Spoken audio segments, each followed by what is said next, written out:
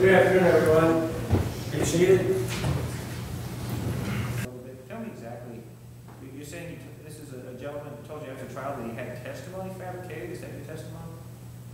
He told me that by talking to the snitch witnesses, he told me repeatedly not to take it personally. It was just a case. And that by talking to these witnesses, with these jailhouse witnesses without a recorder or someone with me, it gave him the opportunity to go talk to Sean Mangus and place me on trial and essentially muzzle me. He told me he wanted me out of the case because I knew the facts too well. I didn't know the facts well. So I just want to make sure I got this right. He did not tell you that he fabricated testimony?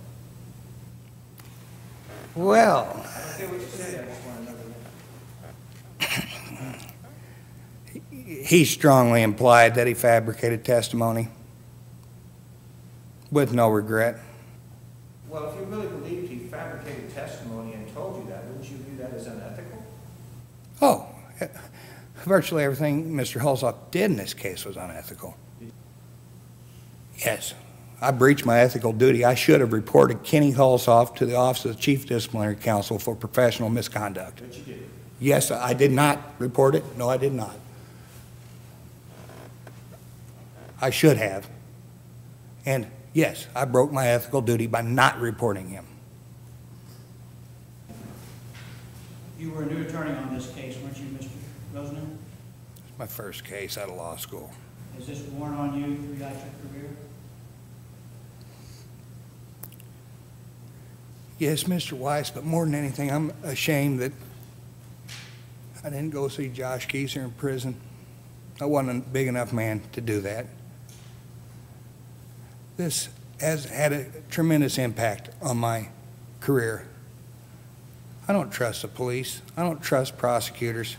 I've never seen prosecutorial misconduct this bad in my life. The strength of the case, I don't think, has gone away. What we've got is we've got an ID, 1 out of 6 that's made immediately on the photographs, 1 out of 8 that's made on similar cars. There's no evidence at all that Abbott had any contact with Mangus, Kelly, Weisinger, or anybody else.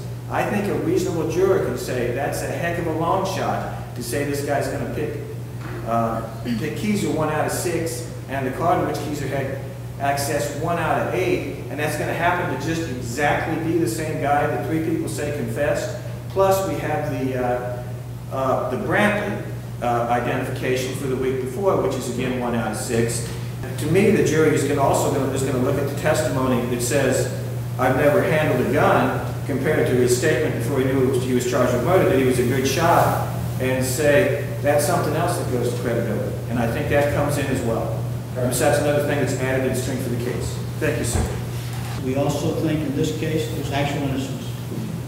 We think that Mr. Kezer is innocent of this crime, was innocent from the very beginning. He did not know Mischelle Lawless. Mischelle Lawless did not know him. There wouldn't have been any reason for him somehow to flag Mischelle Lawless down in the middle of the night and shoot her when he was in Kankakee, Illinois.